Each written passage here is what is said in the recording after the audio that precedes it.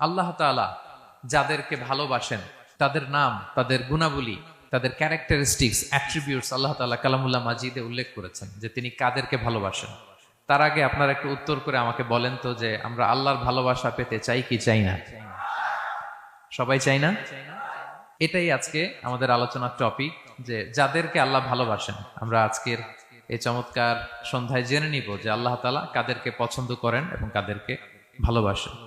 এবং প্রিয় ভাই এবং বোনেরা, আল্লাহ তাআলার ভালোবাসা অর্জন এটা মানব জীবনের সবচাইতে বড় সৌভাগ্যের বিষয়। কি বলেন? আমরা যদি প্রেসিডেন্টের কাছের লোক হই, প্রধানমন্ত্রীর যদি কাছের লোক হই, যদি আমরা জানি যে পিএম আমাকে ভালোবাসে, প্রেসিডেন্ট আমাকে ভালোবাসে, কেমন লাগবে? ভাল লাগবে। আর যদি আমরা এটা জানতে পারি যে রব্বে কারিম আল্লাহ রব্বুল ইজ্জা ওয়াল জালাল তিনি আমাকে ভালোবাসেন, কেমন লাগবে আমাদের? এই ভালোবাসাকে আমরা বলে বোঝাতে পারবো? পারবো না। এটাই আমরা চাই, এটাই আমাদের জীবনের টার্গেট, কামনা, ঠিক কিনা? তো একজন প্রকৃত মুমিন সেই যে আল্লাহর সান্নিধ্য পেতে চায়, আল্লাহ তাআলার ভালোবাসা সে পেতে চায়। এবং মজার ব্যাপার হচ্ছে আল্লাহ তাআলা সুস্পষ্ট স্টেটমেন্টের মাধ্যমে কালামুল্লাহ মাজিদে তিনি জানিয়ে দিয়েছেন তিনি কাদেরকে কাদেরকে ভালোবাসেন। আজকের এই আলোচনায় আমরা সেটাই জানার চেষ্টা করব যে বিশেষ কিছু গুণে গুণান্বিত ব্যক্তি আছে যারা এই সৌভাগ্যের অধিকারী, যাদেরকে আল্লাহ তাআলা ভালোবাসেন বলে তিনি কোরআনে জানিয়েছেন। আমরা যেন সেই সমস্ত গুণগুলো আমাদের নিজেদের মধ্যে ধারণ করতে পারি। আল্লাহ তাআলা আমাদের তৌফিক দান করুন। আমরা সবাই আওয়াজ করে পড়ে আমিন। প্রিয় ভাই এবং বোনেরা, শুরুতেই একটা ইন্ট্রোডাক্টরি কথা বলে রাখি, ভূমিকা কথা মূল আলোচনায় যাওয়ার আগে। সেটা হচ্ছে আমাদের প্রত্যেকের মনে রাখতে হবে যে আল্লাহ তাআলা ভালোবাসা পাওয়ার প্রধান শর্ত হচ্ছে রাসূল সাল্লাল্লাহু আলাইহি ওয়াসাল্লামকে ভালোবাসা, তার অনুসরণ করা। This is the first and foremost reminder tonight.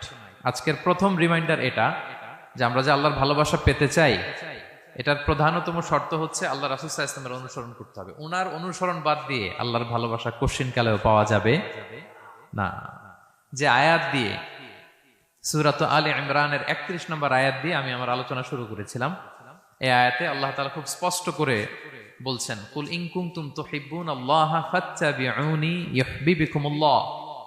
হে নবী, আপনি বলে দিন যে ওহে আমার উম্মতেরা, যদি তোমরা আল্লাহকে ভালোবাসতে চাও তাহলে ফাত্তাবিউনি, আমি নবীর অনুসরণ করো, তাহলে ইউহিব্বুকুমুল্লাহ, আল্লাহ তাআলা স্বয়ং তোমাদেরকে ভালোবাসতে শুরু করে দিবেন। বিশ্বনবীর ভালোবাসা ছাড়া, বিশ্বনবীকে অনুসরণ করা ছাড়া আল্লাহর ভালোবাসা কোশ্চিনকালেও পাওয়া যাবে। কাজী নজরুল ইসলাম খুব চমৎকার করে ওনার কবিতায় লিখেছেন, আল্লাহকে যে পাইতে চায় হাজরাতের অনুসরণে, আরশ কুরসি লৌহ কালাম না চাইতে পেয়েছে সে,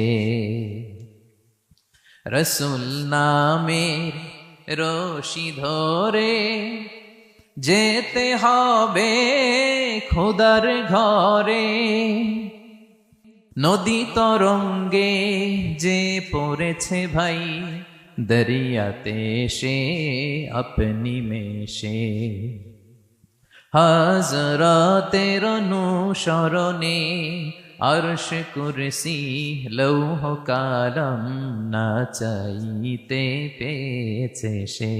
সুবহানাল্লাহ পড়েন। রাসূল সাল্লাল্লাহু আলাইহি ওয়াসাল্লামের অনুসরণের মধ্য দিয়ে আল্লাহ তাআলার ভালোবাসাটা অর্জন করতে হবে। এর বাইরে যে আল্লাহ তাআলার ভালোবাসা কোশ্চিনকালেও পাওয়া যাবে না। এবং রাসূল সাল্লাল্লাহু আলাইহি ওয়াসাল্লাম ঠিক যতটুকু করেছেন ঠিক অতটুকুই করতে হবে, এর চেয়ে বেশি করা যাবে না। রাসূল সাল্লাল্লাহু আলাইহি ওয়াসাল্লামের চাইতে কি বেশি মুত্তাকি হওয়া সম্ভব? সবাই বলেন নাই। রাসূল সাল্লাল্লাহু আলাইহি ওয়াসাল্লামের চাইতে বেশি বুজুর্গ হওয়া সম্ভব? ওনার চাইতে বেশি আল্লাহওয়ালা হওয়া সম্ভব? ওনার চাইতে বেশি আল্লাহ তাআলার কাছে প্রিয় ব্যক্তিত্ব হওয়া সম্ভব না, কোশ্চিনকালেও না, অসম্ভব। রাসূল সাল্লাল্লাহু আলাইহি ওয়াসাল্লামের সময়কালে কিছু সাহাবারা রাসূল সাল্লাল্লাহু আলাইহি ওয়াসাল্লামের স্ত্রীদের কাছে জানতে চেয়েছিল যে উম্মুল মুমিনিন, আপনারা বলুন যে রাসূল সাল্লাল্লাহু আলাইহি ওয়াসাল্লামের আমল কেমন ছিল? আমরা তো মসজিদে দেখি, বাইরে দেখি, ঘরে ওনার আমল কেমন আমাদের জানতে বড্ড মনে চায়। তো রাসূল সাল্লাল্লাহু আলাইহি ওয়াসাল্লামের স্ত্রীরা বললেন যে উনি এমন এমন আমল করেন, এইভাবে নফল রোজা রাখেন, শেষ রাতে তাহাজ্জুদ পড়েন, এইভাবে তাসবিহ পড়েন, কোরআন তেলাওয়াত করেন, জিকির করেন।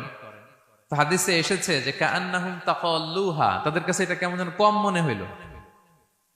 তারা একটা বড় এক্সপেকটেশন নিয়ে আসছিল, মানে বিশাল একটা, রাসূল সাল্লাল্লাহু আলাইহি ওয়াসাল্লাম সব নবীদের নবী, না জানে কি আমল করে ঘরের ভিতরে। কিন্তু যখন রাসূল সাল্লাল্লাহু আলাইহি ওয়াসাল্লাম স্ত্রীদের কাছে শুনলো এই এই আমল তিনি করেন ঘরের ভিতরে, ওনারা হতাশ। হায় রে, ভাবছিলাম এত এত আমল করে, এই মাত্র এরকম আমল করে, এগুলো তো আমরাও করি। কান্নাহুম তাকাল্লুহা, হাদিসে এসছে ওনাদের কাছে এটা খুব কম মনে হইলো।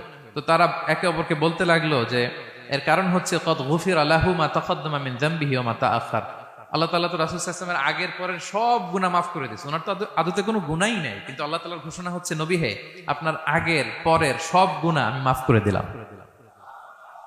তো সাহাবারা বলতেছেন এর কারণ হচ্ছে ওনার কোনো গুনাহই নাই, সব মাফ, এজন্য ওনার কম করলেও হয়, আমাদের তো এত কম করলে চলবে না।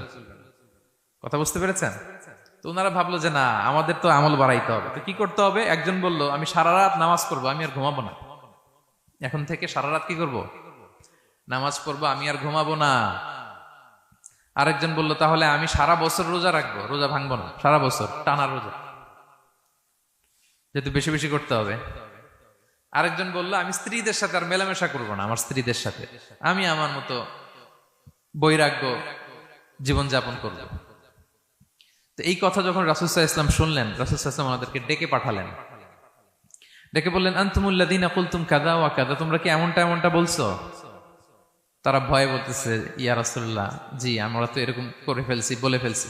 তখন রাসূল সাল্লাল্লাহু আলাইহি ওয়াসাল্লাম বললেন ওয়াল্লাহি ইন্নী লা আখশাকুম লিল্লাহি ওয়া আতকাকুম লাহু, আল্লাহর শপথ করে বলছি আমি তোমাদের মধ্য থেকে আল্লাহকে সবচেয়ে বেশি ভয় পাই, আমি সবচেয়ে বড় মুত্তাকি, আমার চেয়ে বেশি কেউ আল্লাহকে ভয় পেতে পারে না। তা আমি সবচেয়ে বড় মুত্তাকি, আমি সবচেয়ে বেশি আল্লাহর প্রিয় ভাজন, আমি আল্লাহর সবচেয়ে বেশি ভয় পাই, এরপরেও আমি রাতে ঘুমাই আবার নামাজও পড়ি, সোম বৃহস্পতিবারে রোজা রাখি, বাকি দিনগুলোতে আমি খাই, আমার তো 11 জন স্ত্রী, আমি সবার সাথে মেলামেশা করি, কই স্ত্রী মেলামেশায়, রোজা রাখা না রাখায়, রাতে ঘুম এবং তাহাজ্জুদ, এই যে ব্যালেন্স করে যে আমি জীবন পরিচালনা করি, এতে আমার মুত্তাকি হইতে তো কোনো সমস্যা হয়নি। আমি শ্রেষ্ঠ নবীর এই মর্যাদা অক্ষুণ্ণ রাখতে তো আমার সমস্যা হয়নি, কিন্তু তোমাদের সমস্যা কোথায়? তখন তিনি একটা অসাধারণ উক্তি করেছিলেন, তিনি বলেছিলেন ফামান রাগিবা আন সুন্নতি ফালাইসা মিন্নি, যে আমার সুন্নতকে অবজ্ঞা করে, মানে আমার যে পন্থা এটা অনুসরণ না করে অন্য কিছু যে করতে চায়, ফালাইসা মিন্নি, সে আমার দলভুক্ত নয়। আল্লাহু আকবার! কি ভারসাম্যবোধ, কি ব্যালেন্সড লাইফস্টাইল, কি পরিমিতি বোধ তিনি আমাদের শিখিয়েছেন। তাহলে বোঝা গেল সারা রাত ইবাদত করলেই ওইটা শ্রেষ্ঠ ইবাদত হয় না। কারণ রাসূল সাল্লাল্লাহু আলাইহি ওয়াসাল্লাম ঘুমাতেন আবার ইবাদত করতেন, স্ত্রীদের সাথে মিলতেন, সামাজিক কাজ করতেন, মাঝে মাঝে নফল রোজা রাখতেন, মাঝে মাঝে অনেকদিন রাখতেন না। This is balance, this is Islam. এবং এর চেয়ে শ্রেষ্ঠ ইসলাম আর হতে পারে না। তার মানে বোঝা গেল রাসূল সাল্লাল্লাহু আলাইহি ওয়াসাল্লামের চাইতে যদি এক কাঠি বেশি বোঝেন আপনি, এটা ইসলাম হবে? এটা হবে বাড়াবাড়ি, ঠিক কি না? রাসূল সাল্লাল্লাহু আলাইহি ওয়াসাল্লাম যেমনটি করেছেন ঠিক তেমনটি করার নাম ইসলাম। এবং এভাবেই আল্লাহ তাআলার ভালোবাসা পাওয়া সম্ভব, এছাড়া পাওয়া সম্ভব। তাহলে মূল আলোচনায় যাওয়ার আগে এটা হচ্ছে ইন্ট্রোডাক্টরি পয়েন্ট 1, যে আল্লাহ তাআলার ভালোবাসা পাওয়ার 1 নাম্বার শর্ত হচ্ছে রাসূল সাল্লাল্লাহু আলাইহি ওয়াসাল্লামের অনুসরণ। তার চেয়ে যদি বেশি ইবাদত করেন ওইটা ইসলাম নয়, তার চেয়ে বেশি বুজুর্গি দেখাইতে গেলে ওইটা বুজুর্গি নয়। তিনি যেমন যেমন করেছেন ঠিক তেমন তেমন করার নামই ইসলাম, এবং সেটার মাধ্যমে আল্লাহ তাআলার ভালোবাসা পাওয়া সম্ভব। এই পয়েন্টটা বুঝছেন না সবাই? আচ্ছা, ইন্ট্রোডাক্টরি পয়েন্টের 2 নাম্বার কথা হচ্ছে আমরা কি করে বুঝবো যে আল্লাহ তাআলা আমাদের ভালোবাসেন? কিভাবে বুঝবো যে তিনি আমাদেরকে পছন্দ করেন, ভালোবাসেন? এটা বোঝার কিছু সিস্টেম আছে। 1 নাম্বার সিস্টেম হচ্ছে আপনি জাস্ট দেখুন যে আপনি নিজেকে কোন কাজে ব্যস্ত রেখেছেন, আপনি আপনাকে কোন কাজে ব্যস্ত রেখেছেন। আপনার লাইফস্টাইলের দিকে তাকান, লুক অ্যাট ইউর লাইফস্টাইল, আপনি নিজেই বুঝে যাবেন। আপনি যদি দেখেন যে না, আপনার ভালো ভালো কাজে আপনার ব্যস্ততা, আপনার এঙ্গেজমেন্ট ভালো লোকদের সাথে, আপনার সার্কেলটা ভেরি গুড সার্কেল, ভালো কাজে আপনার মন টানে, আপনি ভালো কাজ করেন, যদি আপনার কার্যক্রম এরকম হয় তাহলে বুঝে নেবেন আল্লাহ তাআলা আপনাদেরকে ভালোবাসেন। আলহামদুলিল্লাহ। আর যদি দেখেন না, যত আকাম কুকাম আছে ওইটার সবার আগে আপনি, যেই কাজে আল্লাহর ক্রোধ আসে, আল্লাহ রাগ হয়ে যান, যেই কাজ ইসলামে করার নিষেধ, যেটাতে তার অসন্তুষ্টি, ওই কাজে আপনার এঙ্গেজমেন্ট, ইনভলভমেন্ট, আপনার সার্কেল গুলো এরকম, তাহলে বুঝে নিবেন আল্লাহ ভালোবাসা, এই মহা সৌভাগ্য আপনার কপালে জোটে নাই।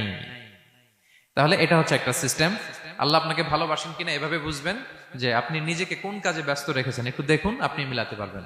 দুই নাম্বার পদ্ধতি হচ্ছে এটা বোঝার যে তিনি আমাকে ভালোবাসেন কিনা, সেটা হচ্ছে পৃথিবীবাসী আপনাকে ভালোবাসে কিনা এটা একটু দেখেন। এই পৃথিবীর ভালো মানুষগুলোর কাছে আপনার একটা গ্রহণযোগ্যতা আছে কিনা এটা দেখেন। এটা দেখলে আপনি বুঝতে পারবেন। সহিহ মুসলিমের একটা ছোট্ট হাদিস শেয়ার করি।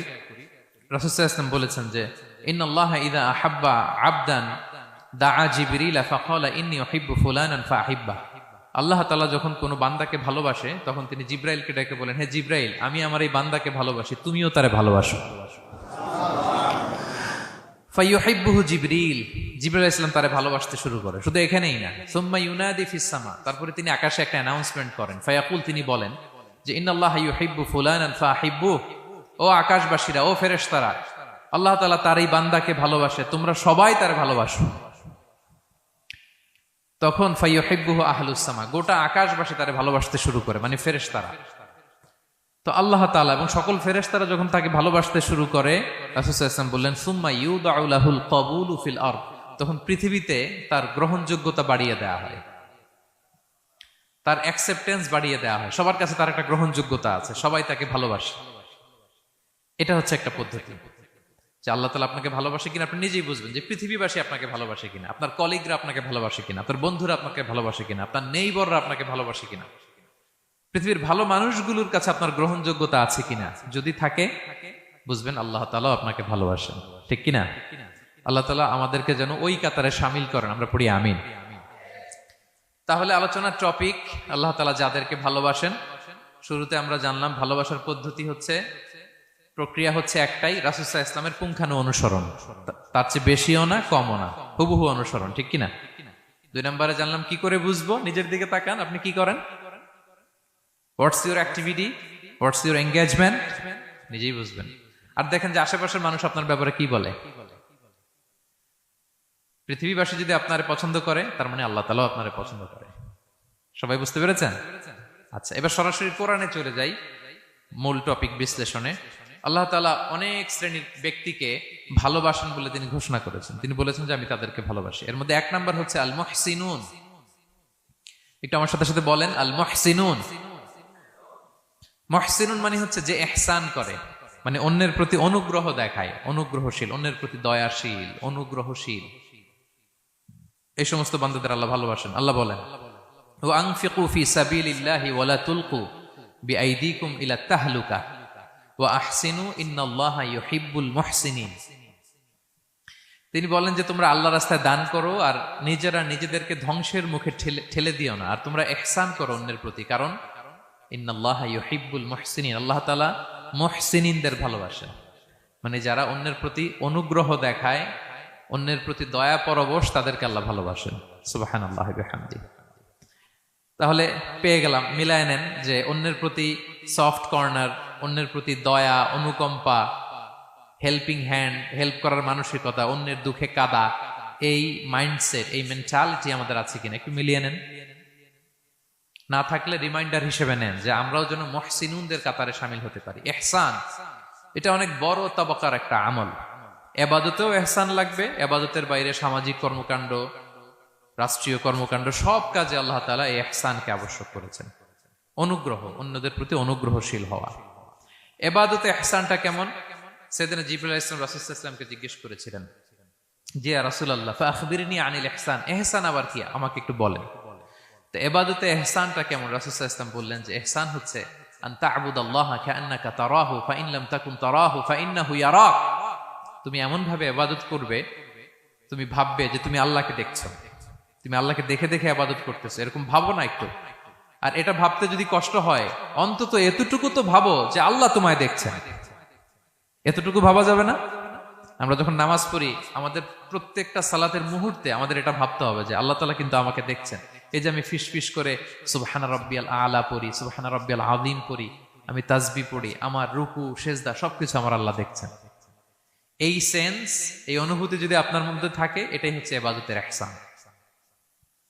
আর ইবাদত ছাড়া আমাদের দৈনন্দিন কাজ, পারিবারিক কাজ, সামাজিক কাজ, এই সমস্ত কাজেও কিন্তু আল্লাহ তাআলা ইহসানকে আবশ্যক করেছেন। প্রিয় ভাই এবং বোনেরা, অন্যের প্রতি অনুগ্রহ করাটাকে তিনি কি করেছেন?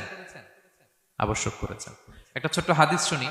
হাদিসে রাসূল সাল্লাল্লাহু আলাইহি ওয়াসাল্লাম ইরশাদ করছেন যে ইন্নাল্লাহা তাবারাকা ওয়া তাআলা কাতাবাল ইহসানা আলা কুল্লি শাই। আল্লাহ তাআলা সবকিছুর উপর ইহসানকে আবশ্যক করেছেন, সবকিছুর উপর। মুমিনের সব কাজে ইহসান থাকতে হবে, অন্যের প্রতি অনুগ্রহের পরশ থাকতে হবে। এবার মজার একটা পার্ট আসছে হাদিসে, খেয়াল করে শুনি। রাসূল সাল্লাল্লাহু আলাইহি ওয়াসাল্লাম বলেন, ফাইদা কাতালতুম ফাআহসিনুল কিতলা। আল্লাহ তাআলা সব জায়গায় ইহসানকে আবশ্যক করেছেন, এমন কি ফাইদা কাতালতুম, যখন তোমরা কতল করবে কাউকে, ফাআহসিনুল কিতলা, ইহসানের সাথে কতল করো। সুবহানাল্লাহ বললেন না? প্রসঙ্গটা কি? হত্যার প্রসঙ্গটা। রাষ্ট্রীয় কাজে হয়তো ডেথ পেনাল্টি, তার মৃত্যুদণ্ড দিতে হবে। রাসূল সাল্লাল্লাহু আলাইহি ওয়াসাল্লাম বলেন, ফাইদা কাতালতুম ফাআহসিনুল কিতলা, মৃত্যুদণ্ড দিবা কিন্তু ইহসানের সাথে দিও। আপনি চাইলেই তার কান কেটে ফেলতে পারবেন না, তাকে শ্বাসরুদ্ধ করতে পারবেন না, পেট্রোল দিয়ে তার দেহ জ্বালিয়ে দিতে পারবেন না, চাইলেই এই দেহটারে আপনি নষ্ট করতে পারবেন না। রাষ্ট্রীয় কাজে বিচারে সাব্যস্ত হয়েছে তার এখন ডেথ পেনাল্টি, মৃত্যুদণ্ড কার্যকর করবেন, ঠিক আছে, কিন্তু সেখানে ইহসানের সাথে। ফাইদা কাতালতুম ফাআহসিনুল কিতলা, মৃত্যুদণ্ড কার্যকর করার সময় ইহসানের সাথে করো। ওয়া ইদা যাবাহতুম ফাআহসিনুয যাবাহা, জবাই করার সময়ও ইহসান করো। সুবহানাল্লাহ। করতেছি জবাই, করতেছি কি, কিন্তু মেরে ফেলতেছি প্রাণীটাকে খাওয়ার জন্য। স্লটারিং, লিটারালি আমি ছুরি চালাচ্ছি ওর গলায়, ফিনকি দিয়ে রক্ত বেরোবে এখনই, মেরে ফেলতেছি। কিন্তু যা মনে চায় আপনি কোপাতে পারবেন কুরবানির পশুকে? কষ্ট দিতে পারবেন না। আমরা এই ভুলটা করি। রাসূল সাল্লাল্লাহু আলাইহি ওয়াসাল্লাম দেখেন আরো স্পেসিফিক করে বলছেন যে ওয়ালিউহিদ্দা আহাদুকুম শাফরাতাহু ওয়ালিউরিহ যাবিহাতাহু, তোমরা জবাইয়ের সময় তোমাদের ছুরিটাকে ধার করে নিও, যাতে করে প্রাণীটা কম কষ্ট পায়। সুবহানাল্লাহ। আমরা অনেক সময় ভুল করে ফেলি। আমরা গরু শোয়ানোর পরে এই রশি কোথায়, এই ছুরি কোথায়, এই কষাই কোথায়, এই যে 7 জনের নামে জবাই হবে এদের নাম কোথায়, গরুটাকে আমরা কষ্ট দিচ্ছি। রাসূল সাল্লাল্লাহু আলাইহি ওয়াসাল্লাম বলে না, মুমিনের প্রতিটি কাজে ইহসানের পরশ থাকে। তারা প্রাণী জবাই করবে ঠিকই খাওয়ার জন্য, কিন্তু এখানেও ইহসান করতে হবে, ঠিক কিনা?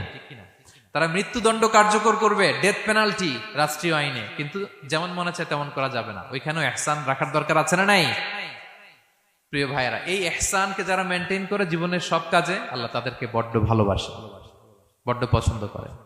সো আমরা যেন সবাই সবার প্রতি ইহসান করি। স্বামী স্ত্রীর প্রতি ইহসান করুন, স্ত্রী স্বামীর প্রতি ইহসান করুন, বাবা সন্তানের প্রতি, সন্তান বাবার প্রতি, পরিবারের সকল সদস্যদের প্রতি ইহসান করুন, কর্মচারীদের প্রতি ইহসান করুন, সহকর্মীদের প্রতি ইহসান করুন।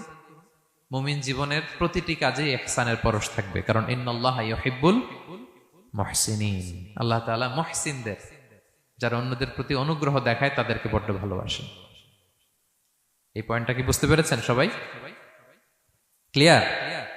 2 নম্বরে চলে যায়, আর কাদেরকে আল্লাহ ভালোবাসেন। 2 নম্বরে হচ্ছে আত-তাওয়াবুন, যারা ভুল করেই তওবা করে সাথে সাথে, আল্লাহ তাদেরকে বড্ড ভালোবাসেন। সুবহানাল্লাহ।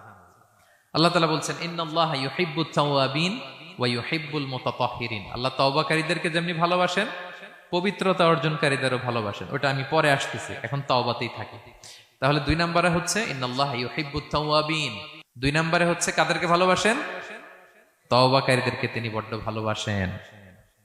দেখেন রাসূল সাল্লাল্লাহু আলাইহি ওয়াসাল্লাম কি বলে, তিনি বলেন ওয়াল্লাহি ইন্নী লা আস্তাগফিরুল্লাহ ওয়া আতুবু ইলাইহি ফিল ইয়াউমি আকসারা মিন 70 মাররা, আল্লাহর শপথ আমি বিশ্বনবী প্রতিদিন 70 বারেরও বেশি তওবা পড়ি। যার আগেও কোনো গুনাহ নাই, পরেও কোনো গুনাহ, উনি তওবা করে কয়বার? 70 বার। আমাদের তো কোনো গুনাহ টুনা নাই, তাই না? হ্যাঁ, আমাদেরও গুনাহ আছে নাকি? বস্তা ভরা। তো বিশ্বনবী যদি 70 বার তওবা করেন ডেইলি বেসিস, আমাদের করা দরকার কয়বার? যার যার কাছে ছেড়ে দিলাম, বলেন। 70,000 বার করা দরকার, ঠিক কিনা? প্রিয় ভাইয়েরা, তাওবা কি? তাওবা মানে ফিরে আসা আল্লাহর কাছে। ভুল করেছি, অনুতপ্ত হয়ে আল্লাহর কাছে ফিরে আসবো, এটার নাম তাওবা। To return back to your Lord, আল্লাহর কাছে ফিরে আসবেন। এই ফিরে আসাটাকে আল্লাহ খুব পছন্দ করেন। এখানেই শয়তান আর আমাদের মধ্যে পার্থক্য। শয়তান ভুল করে করছি তো করছে, ওইটার মধ্যেই সে অটল অবিচল, ক্ষমা আর চাইনি। কিন্তু আমরা সকালে ভুল করে দুপুরে মাফ চাই, দুপুরে করে রাতে মাফ চাই, আজকে ভুল করে কালকে মাফ চাই, ঠিক কিনা? এই মাফ চাওয়াটাকে, ফিরে আসাটাকে, তার গুনাহগার বান্দা অনুতপ্ত হয়ে, রিয়েলাইজেশন হয়ে, বুঝতে পেরে ফিরে আসাটাকে তিনি বড্ড পছন্দ করেন, বড্ড পছন্দ করেন। এজন্য ভুল আমাদের হবে প্রিয় ভাইরা। আল ইনসান মিনান নিসিয়ান, আমাদের নামটাই এসেছে ভুল থেকে, আমরা ভুলে যাই, ভুল হয়ে যায় আমাদের। কিন্তু ক্ষমার রাস্তা, তওবার রাস্তা খোলা আছে না নাই? এটা হচ্ছে আমাদের জন্য আশা, হোপ। আমরা হোপফুল, সবসময় আশাবাদী। যত ভুল হোক, যত ভুল আপনি করেন, এটা খেয়াল রাখবেন, ভুল আপনি যতই করেন না কেন, তার রহমতের দরিয়া তার চাইতেও বড়, তার ক্ষমার মহাসাগর তার চাইতেও বিস্তৃত, যত ভুল আপনি করেন না কেন। এজন্য আল্লাহ তাআলা বলেন, ইয়া আইয়ুহাল্লাযীনা আমানু তুবু ইলাল্লাহি তাওবাতান নাসুহা, ওহে বিশ্বাসীরা একনিষ্ঠভাবে তওবা করো, ফিরে আসো আমার দিকে। তাফিররু ইলাল্লাহ 24/7। পৃথিবীর কোনো দরজা 24 ঘন্টা খোলা থাকে না। রাত 3টার দিকে যদি আপনি উঠে জায়নামাজটা বিছিয়ে যে ভুলটা করছেন ওটা স্মরণ করে চোখের পানি ছেড়ে মাফ চান, ক্ষমা করবেন না তিনি? হ্যাঁ, ক্ষমা দেওয়ার জন্য তিনি বসে আছেন। সেজন্য ভুল হইলে আমরা পড়বো আস্তাগফিরুল্লাহ। কি পড়বো? পড়েন, আস্তাগফিরুল্লাহ রাব্বি মিন কুল্লি যামবি ওয়া আতুবু ইলাইহি। পড়েন, আস্তাগফিরুল্লাহাল্লাযী লা ইলাহা ইল্লা হুয়াল হাইয়ুল কাইয়্যুম ওয়া আতুবু ইলাইহি। এটা পড়ে আল্লাহর কাছে ফিরে আসবেন, অনুতপ্ত হবেন, আল্লাহ ভুল করে ফেলেছে, আল্লাহ তুমি ক্ষমা করো, আল্লাহ তুমি ক্ষমা করো, আল্লাহ আমরা ভুল করে ফেলেছি। ভুল সবাই করে, কে না করে? হ্যাঁ, কুল্লু ইবনে আদম খাত্তা। বিষ্ণু বলেন তোমরা সবাই ভুলকারী, কিন্তু ওয়া খায়রুল খাত্তাইন আত-তাওয়াবুন, এই ভুলকারীদের মধ্যে শ্রেষ্ঠ যে ভুল করেই তওবা করে। তওবা করতে রাজি আছেন তো? সবাই রাজি আছেন? আমার প্রিয় ভাইয়েরা, এই তওবার দৃশ্যটা দেখতে আল্লাহ বড্ড পছন্দ করে। বান্দা যখন ভুল বুঝতে পারে, মাথাটা নিচু করে চোখের পানি ছেড়ে বান্দা যখন কাঁদতে শুরু করে, এই দৃশ্যটা দেখলে আল্লাহ সহ্য করতে পারে না। আল্লাহর রহমতের দরিয়ায় জোশ খেলে যায়, বান্দা যা চায় আল্লাহ তাই দিয়ে দেয়। তখন চোখের পানির এত বড় পাওয়ার। এজন্য আমরা ভুল করে যেন অটল না থাকি, আল্লাহর কাছে যেন ক্ষমা চাই, আমরা যেন ফিরে আসি তার দরবারে। তার দরবার সবসময় খোলা। এবং তিনি এই তওবার বা ফিরে আসার দৃশ্যটা দেখতে কত পছন্দ করেন শোনেন। রাসূল সাল্লাল্লাহু আলাইহি ওয়াসাল্লাম বলেন, ওয়াল্লাযী নাফসি বিয়াদিহি, তার শপথ যার হাতে আমার আত্মা, লাউলাম তুযনিবু, তোমরা যদি ভুল না করতে, লা যাহাবাল্লাহু বিকুম, আল্লাহ তোমাদেরকে ধ্বংস করে দিতেন। ওয়ালা জাআ বিকওমিন, আল্লাহ এমন এক জাতি তৈরি করতেন, ইউযনিবুন, ওরা খালি ভুল করত, ফায়াস্তাগফিরুন, আর ক্ষমা চাইতো, ফায়াগফিরুল্লাহু লাহুম, আর আল্লাহ তাদের ক্ষমা করতেন। তোমরা যদি ভুল না করতে, এই বনি আদম, তোমরা যদি ভুল না করতে, তোমাদেরকে আল্লাহ তাআলা ধ্বংস করে এমন একটা গোষ্ঠী বানাইতেন যারা খালি ভুল করতো আর মাফ চাইতো, ভুল করতো আর মাফ চাইতো, আর আল্লাহ মাফ করে দিত। সুবহানাল্লাহ পড়লেন না? গাফিরিয যামবি ওয়া কাবিলিত তাওব, তিনি পাপ মোচন করার জন্যই তো তিনি আমার রব, তওবা কবুল করার জন্যই তো তিনি আল্লাহ সুবহানাহু ওয়া তাআলা, তিনি রব্বে কারীম। তার দয়ার কোনো শেষ নাই, তার মায়ার কোনো শেষ নাই। আমরা যখন তওবা করি, অনুতপ্ত হই, চোখের পানি ছেড়ে যখন কাঁদি, আল্লাহ যে কত খুশি হয় এটার একটা উপমা হাদিসে এসেছে, সহিহ মুসলিমের হাদিস। রাসূল সাল্লাল্লাহু আলাইহি ওয়াসাল্লাম বলেন, লাল্লাহু আশাদ্দু ফারাহান বিতাওবাতি আবদিহি হিনা ইয়াতুবু ইলাইহি। কেউ যখন তওবা করে আল্লাহ কত খুশি হয় জানো? শোনো, ওই ব্যক্তির চাইতে আল্লাহ বেশি খুশি হয়ে যায় যে ব্যক্তি মরুভূমিতে সফরে বেরিয়েছে, সাথে তার বাহন বা উট, ওই উটের মধ্যেই তার পানি বা খাবার, হঠাৎ করে উটটা হারায় গেছে। শুনতেছেন?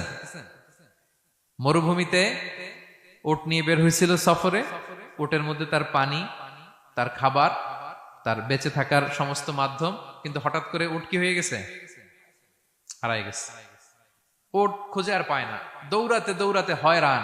কত দৌড়াবে? ধুধু মরু প্রান্তর, কয়েক ঘন্টা দৌড়ালেই তো সে তৃষ্ণার্ত হয়ে মারা যাবে। দৌড়াতে দৌড়াতে হাঁপাতে হাঁপাতে শেষ, জীবনের আশাও শেষ, যে উট যেহেতু পাই নাই, আজকে সারাদিন দৌড়ালে তো তৃষ্ণা আমি মারাই যাব রাতে।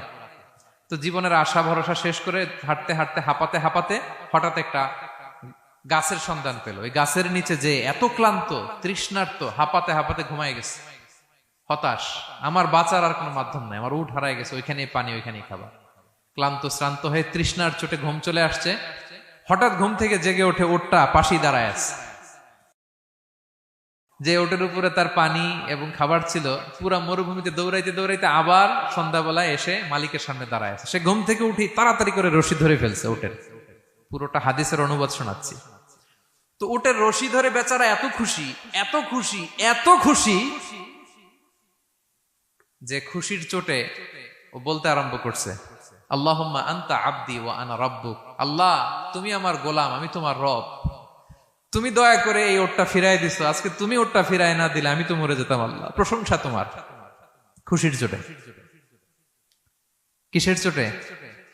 খুশির চোটে কথা উল্টায় গেছে। সে এত খুশি, সে আনন্দে এত উদ্বেলিত, এত খুশি, সে বলতেছে আল্লাহ আল্লাহুম্মা আনতা আবদি, আল্লাহ তুমি আমার গোলাম।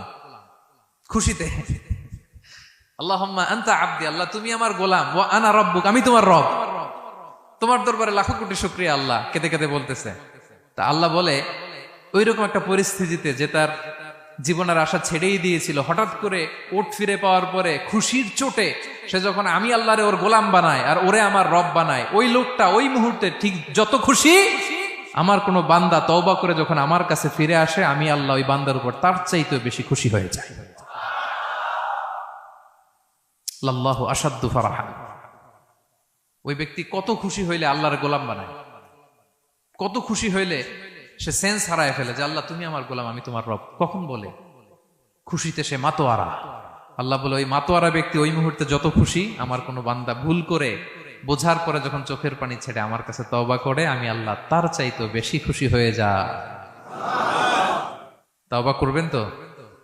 করবেন করবেন। ইন্নাল্লাহা ইউহিব্বুত তাওয়াবিন।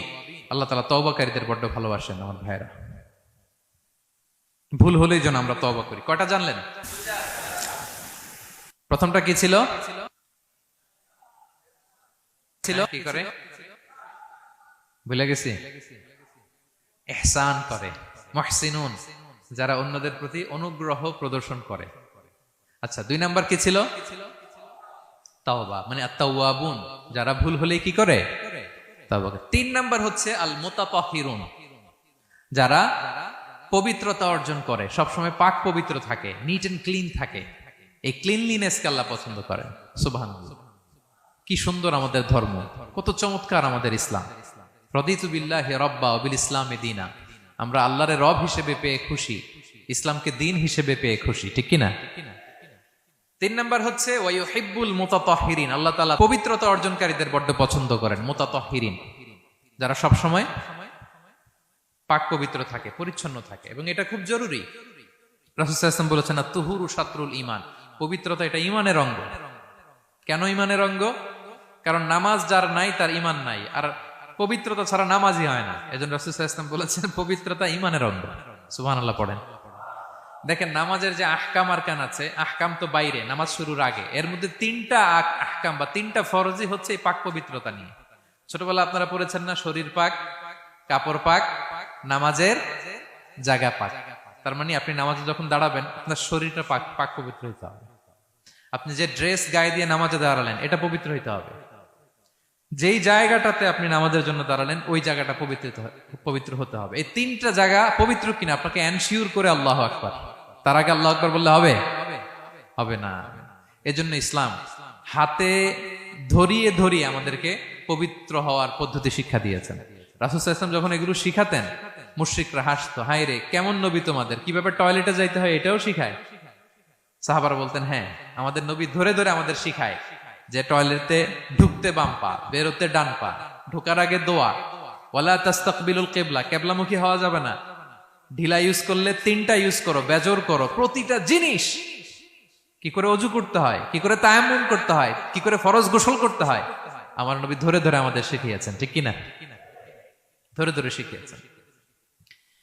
কিভাবে ওযু করবেন, রাসূল সাল্লাল্লাহু আলাইহি ওয়াসাল্লাম গামলা নিয়ে তিনি দেখিয়েছেন।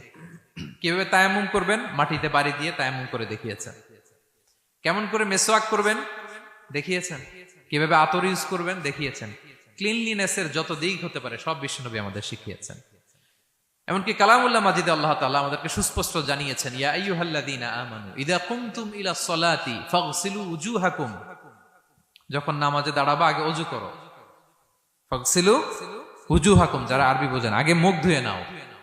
ওয়া আইদিয়াকুম ইলাল মারাফিক, তারপরে 2 হাত কোণী পর্যন্ত ধুয়ে নাও। ওয়ামসাহু বিরুউসিকুম, তারপর মাথা মাসে করে নাও। ওয়া আরজুলাকুম ইলাল কাবাইন, এরপরে টাকনু পর্যন্ত 2 পা ধুয়ে নাও।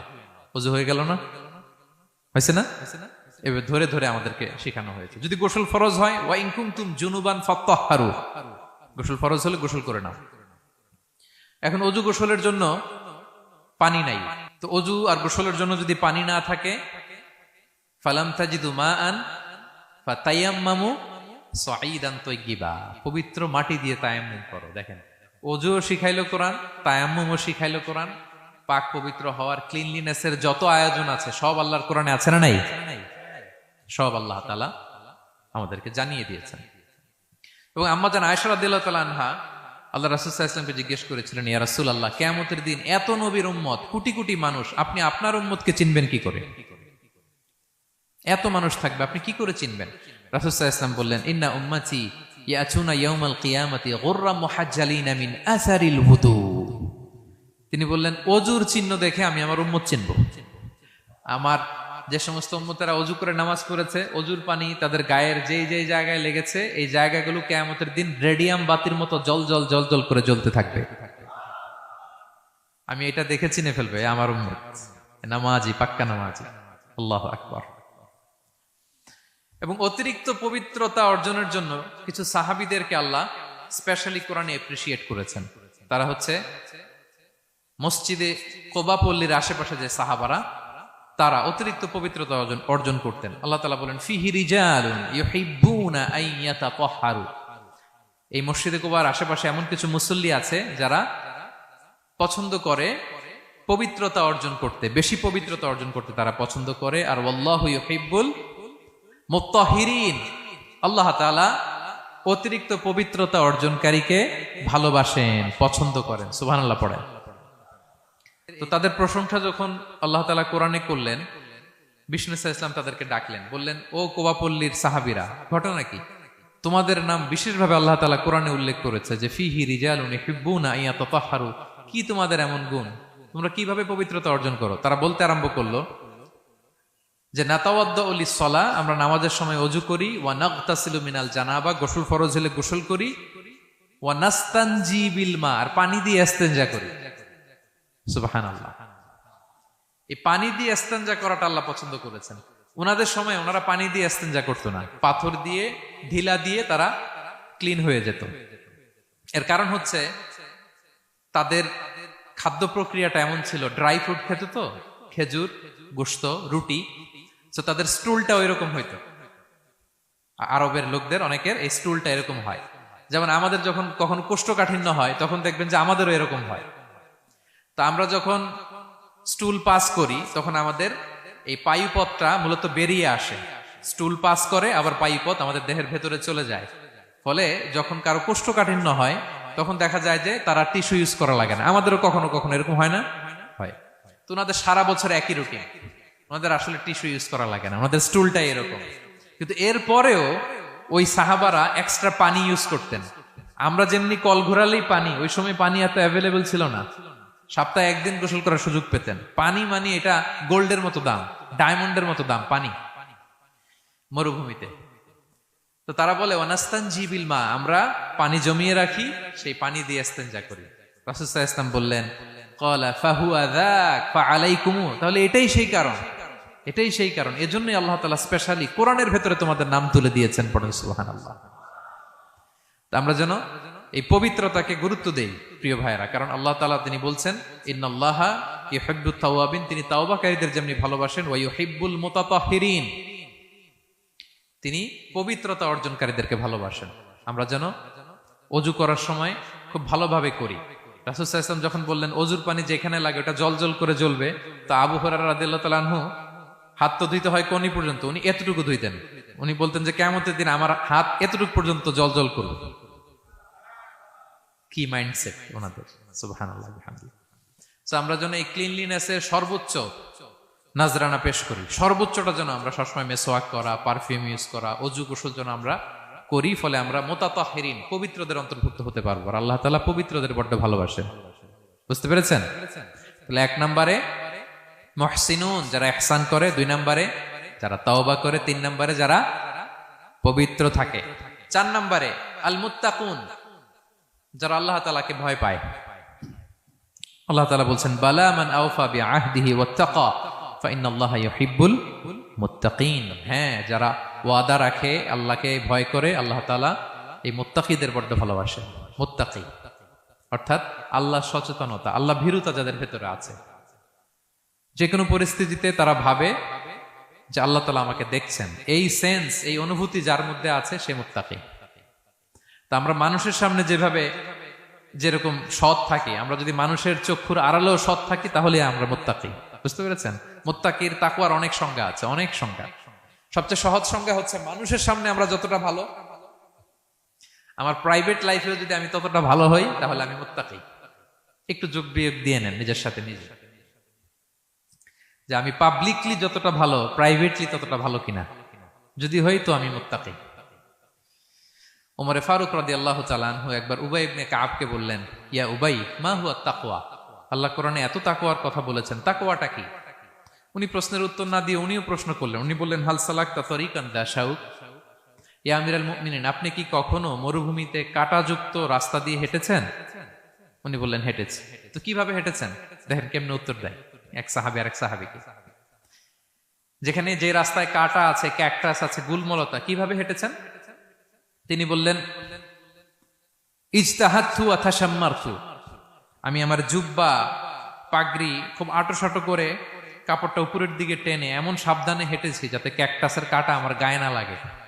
এই পথটা পাড়ি দিতে খুব সাবধানে, খুব প্রিকশন নিয়ে, এক্সট্রা কশন নিয়ে আমি পার হয়েছি। উবাই ইবনে কাব বললেন, হাদা হুয়া তাকওয়া, এটাই তো তাকওয়া। এই তো বুঝে গেছেন আপনি। আপনি একটু আগে প্রশ্ন করছেন তাকওয়া কি, এটাই তাকওয়া। বলে, তাই নাকি? তিনি বললেন, হ্যাঁ। তো তিনি বললেন, দুনিয়ার চলতি পথে ডানে বায়ে এরকম অনেক পাপের হাতছানি আপনাকে স্পর্শ করতে চাইবে। ওই যে কাঁটাযুক্ত রাস্তা দিয়ে আপনি যেভাবে সাবধানে, কাঁটা যাতে গায়ে না লাগে, খুবই প্রিকশন নিয়ে হেঁটেছেন, এই দুনিয়ার পুরো জার্নিটা যদি এইভাবে চালাতে পারেন তাইলেই আপনি মুত্তাকি। সুবহানাল্লাহি ওয়া বিহামদিহি। আল্লাহ তাআলা বলেন, যাদের মধ্যে এই তাকওয়ার সেন্স আছে আমি তাদেরকে ভালোবাসি। তাকওয়া হচ্ছে কেউ না দেখলেও আল্লাহ দেখেন, এই অনুভূতি। সবার চোখ ফাঁকি দেয়া গেলেও একজনের চোখ ফাঁকি দেয়া যায় না। তিনি কে? এই অনুভূতির নাম হচ্ছে তাকওয়া। আল্লাহ বলেন, ইন্না আকরামাকুম ইনদাল্লাহি আতকাকুম, তোমাদের মধ্যে সবচাইতে আল্লাহর কাছে সম্মানিত ব্যক্তি যার মধ্যে আল্লাহর ভয় বেশি। নাকি আল্লাহ বলছে তোমাদের মধ্যে যে সবচেয়ে বড় বিলিয়নিয়ার সে আল্লাহর কাছে সম্মানিত, দেখতে বেশি সুন্দর সে সম্মানিত, যার জনবল আছে, অর্থবল আছে, লোকবল আছে না। তাকওয়া, তাকওয়া হচ্ছে ক্রাইটেরিয়া। যার তাকওয়া বেশি সে আমার কাছে সম্মানিত।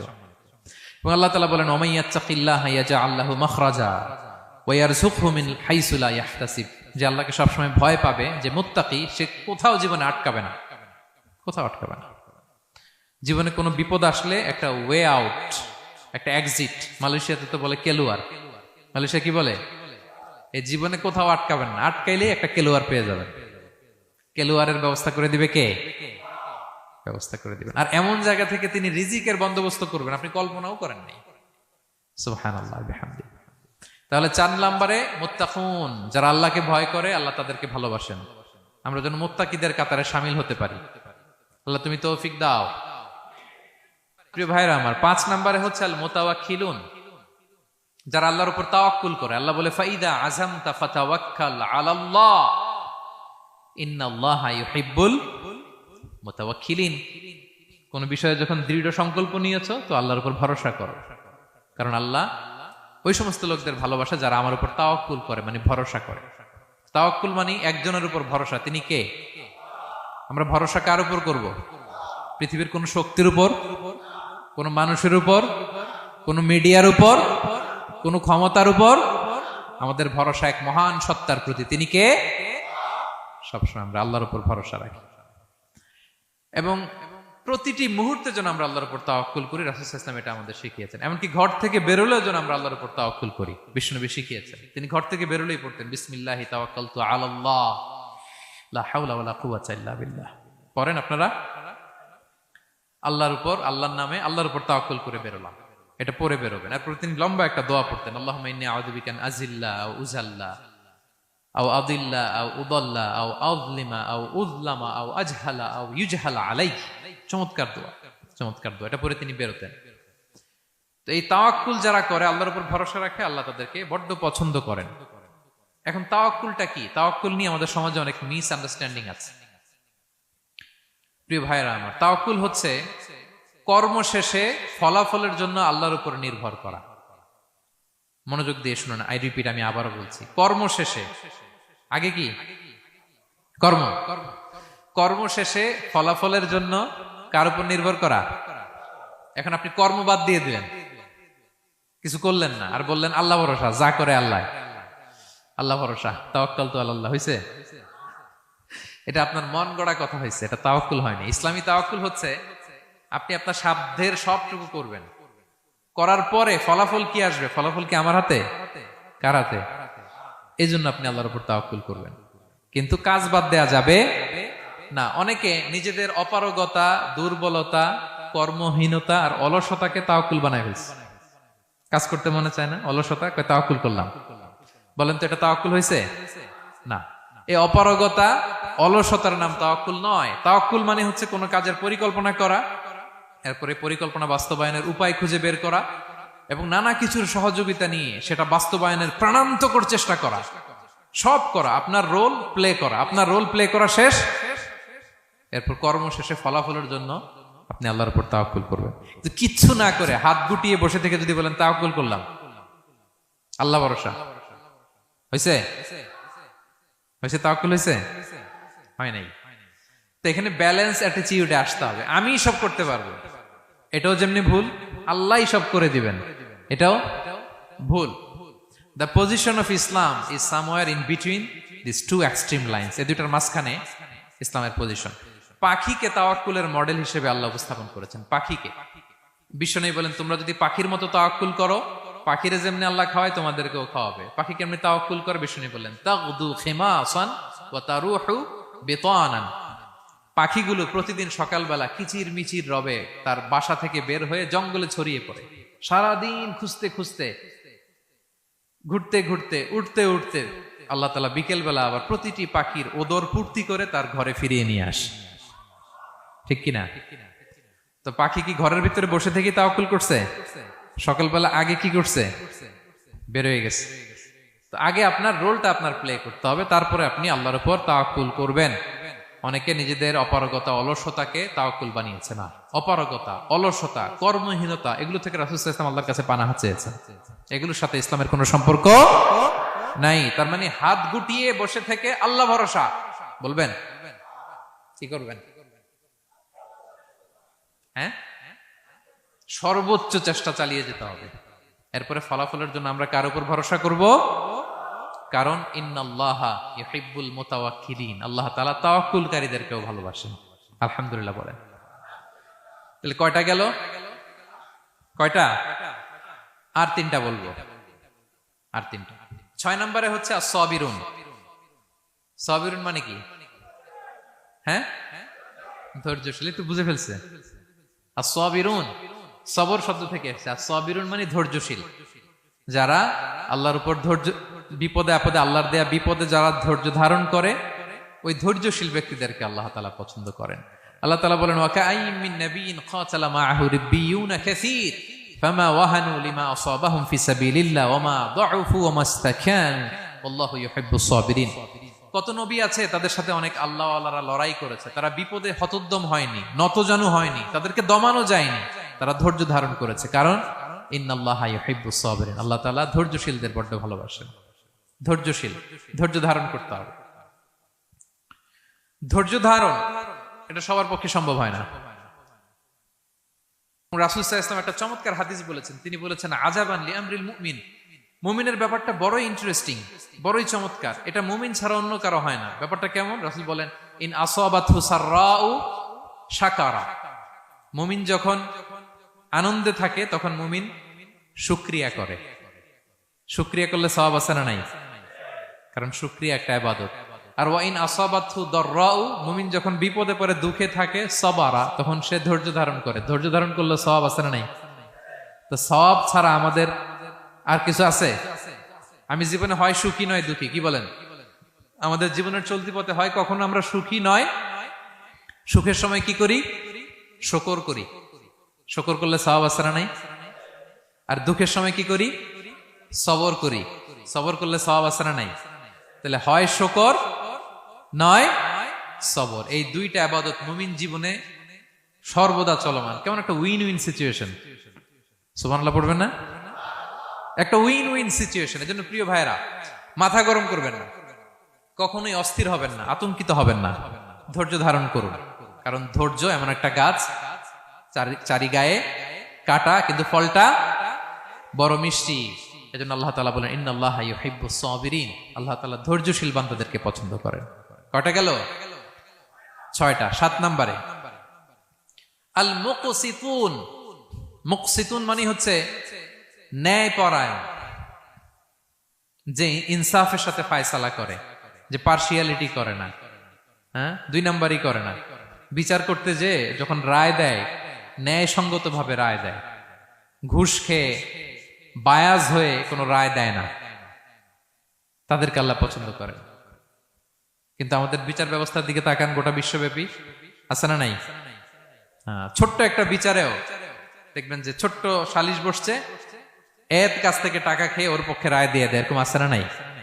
না, আল্লাহ তাআলা তাদেরকে বড্ড অপছন্দ করেন। বরং যারা বায়াজ নয়, যারা পার্সিয়ালিটি করে না, যারা ইনসাফের সাথে ন্যায় ভিত্তিক ফায়সালা করে, আল্লাহ তাদেরকে পছন্দ করেন। আল্লাহ তাআলা বললেন ওয়া ইন হাকামতা ফাহকুম বাইনাহুম বিল কিসত। নবী, যখন আপনি বিচার করবেন, ন্যায় পরায়ণতার সাথে বিচার করুন। কারণ ইন্নাল্লাহা ইউহিব্বুল মুকসিতিন। আল্লাহ তাআলা ন্যায় পরায়ণদেরকে বড্ড ভালোবাসেন। ন্যায় পরায়ণ জীবনের প্রতিটি ক্ষেত্রে। পার্সিয়ালিটি আপনি করতে পারবেন না, আপনার মধ্যে কোনো বায়াসনেস থাকতে পারবে না। আল্লাহ বলেন কিয়ামতের দিন আমি যে মিজানের পাল্লা বসাবো, ওয়া নাদাউল মাওয়াজিনাল কিসতা লিয়াউমিল কিয়ামা, এই মিজানের পাল্লা, এর মধ্যে কোনো বায়াসনেস নাই। ফামাইয়ামাল মিসকালা যাররাতিন খাইরান ইয়ারা। অনুপরিমাণ ভালো এটাও ওজন হবে, অনুপরিমাণ খারাপ এটাও ওজন হবে। ফালা তুযলামু নাফসুন শাইআ। সেদিন কারো প্রতি বিন্দু পরিমাণ জুলুম করা হবে না। ন্যায় বিচারের মানদণ্ড তিনি সেদিন কায়েম করবেন। আর দুনিয়াতে যারা ন্যায় বিচার করে, ন্যায় ভিত্তিক ফায়সালা করে, তাদেরকে আল্লাহ ভালোবাসেন। সুবহানাল্লাহ পড়েন। রাসূল সাল্লাল্লাহু আলাইহি ওয়াসাল্লাম কতটা ন্যায়পরায়ণ ছিলেন শুনেন। 8ম হিজরিতে তিনি যখন মক্কা বিজয় করলেন, মক্কার লোকেরা তার হাতে বায়াত হলো, তিনি অল্প কিছুদিন এখানে 20 দিনের মতো ছিলেন মক্কায়। তো ইন দ্য মিন টাইম মক্কার কুরাইশ গোত্রের একটা শাখা, এটার নাম হচ্ছে বনু মখজুমিয়া। বনু মখজুমিয়া গোত্রের একটা নারী চুরিতে ধরা পড়ল। তো চুরি করলে ইসলামের বিধান কি? আস-সারিকু ওয়াস-সারিকাতু ফাকতাউ আইদিয়াহুমা, হাত কেটে দাও। এখন সাহাবারা বলতে লাগলো, হায় রে, এই নতুন মাত্র কুরাইশরা কালিমা পড়ে মুসলমান হইল, রাসূল সাল্লাল্লাহু আলাইহি ওয়াসাল্লাম যদি এখনই এই মহিলার হাত কেটে দেয়, তাহলে এখানে তো একটা ঝামেলা হবে। কিন্তু আমরা তো কেউ বলারও সাহস রাখি না। কে যে বলবে নবীর কাছে যে নবী, এই আজকের জন্য, এবারের জন্য এই মহিলারা মাফ করে দেন, হাত কেটে দিয়েন না। কেউ সাহস করতে পারে না। পরে রাসূল সাল্লাল্লাহু আলাইহি ওয়াসাল্লামের পালক পুত্রের ছেলে উসামা বিন যায়েদ হিব্বু রাসূলিল্লাহ, উনাকে রাসূল সাল্লাল্লাহু আলাইহি ওয়াসাল্লাম বড্ড ভালোবাসতেন। সবাই বলে উসামারে যে বল, সে তো নাতির মতো। যায়েদ হচ্ছে পালক পুত্র, পালক পুত্রের ছেলে তো নাতি, হাসান হোসেনের মতো আদর করতেন। তো তাকে যে বলো। সবাই বললো উসামা আমরা কেউ পারবো না, তুমি যে বলো। তো উসামা ছোট মানুষ যে বলতেছে, ইয়া রাসূলুল্লাহ, সবাই বলতেছে এবারের জন্য একটু মাফ করে দেয়া যায় না, এই মহিলাটারে একটু মাফ করে দেয়া যায় না। রাসূল সাল্লাল্লাহু আলাইহি ওয়াসাল্লাম রেগে গেলেন। তিনি বললেন, তোমাদের আগে বনি ইসরাইলের এই স্বভাব ছিল, ধনীরা চুরি করলে মাফ করত, গরিবরা চুরি করলে বিচার কার্যকর করত। শুনে রাখো কুরাইশের লোকেরা, শুনে রাখো মক্কাবাসী, লাউ আন্না ফাতিমাতা বিনতি মুহাম্মাদিন সারাকাত লাকাতাআ মুহাম্মাদুন ইয়াদাহা। আরে বনু মখজুমিয়ার মেয়ে তো দূর কি বাত, আমার কলিজার টুকরা নয়নের পুতলি ফাতেমাও যদি আজকে চুরিতে ধরা পড়তো, তার হাত কেটে দিতে আমি মুহাম্মদ 1 সেকেন্ডও দেরি করতাম না। আমার মেয়ে ফাতেমা যদি চুরিতে দোষী সাব্যস্ত হতো, তার হাত কাটতে আমি সময় নিতাম না। This is Islam, this is ইনসাফ, দিস ইজ জাস্টিস। এটাকে বলে ন্যায় ভিত্তিক বিচার, যেখানে কোনো স্বজনপ্রীতি নাই, যেখানে কোনো পার্সিয়ালিটি নাই, যেখানে কোনো বায়াসনেস নাই। যারা ন্যায় ভিত্তিক ফায়সালা দেয়, মুকসিতুন, আল্লাহ তাআলা তাদেরকে পছন্দ করেন। আমরা যেন তাদের অন্তর্ভুক্ত হতে পারি। আল্লাহ তৌফিক দান করো। সব শেষ পয়েন্ট, আল মুনাজ্জামুনা ফি মাইদানিল জিহাদ, যারা জিহাদের ময়দানে সুশৃঙ্খল থাকে, ডিসিপ্লিন। সর্বশেষ হচ্ছে ডিসিপ্লিন। এই যে মাশাআল্লাহ আজকের এই সাইবার জায়া কনফারেন্স খুবই ডিসিপ্লিনড একটা প্রোগ্রাম, সবাই সারিবদ্ধ হয়ে বসে আছেন, এবং এই সারিবদ্ধ হয়ে যারা বসে থাকে, যারা ময়দানে থাকে, তাদেরকে আল্লাহ তাআলা বড্ড পছন্দ করেন। যারা বিশৃঙ্খলা করে না, যারা সুশৃঙ্খল। তা আমরা মুসলিমরা কি বিশৃঙ্খল জাতি না সুশৃঙ্খল জাতি?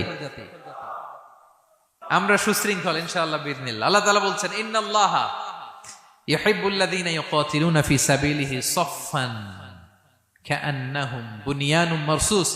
আল্লাহ ওই বান্দাদের ভালোবাসেন যারা জিহাদের ময়দানে সফফান, সফফান মানে সারিবদ্ধ, কাতারে কাতার, এবং এমন কাতার কাআন্নাহুম বুনিয়ানুম মারসুস, যেন এটা মজবুত একটা সীসা ঢালাই করা প্রাচীর।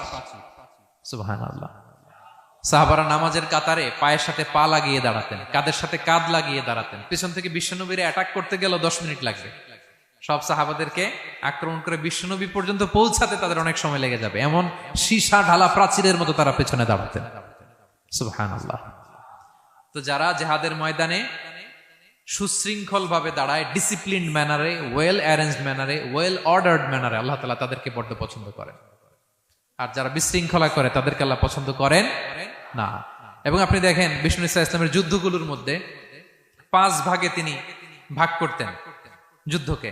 মাঝখানে হচ্ছে একটা ডিপার্টমেন্ট, ডানে মাইমানা, বায়ে মাইসারা, সামনে মুকাদ্দেমা, পেছনে খালফ।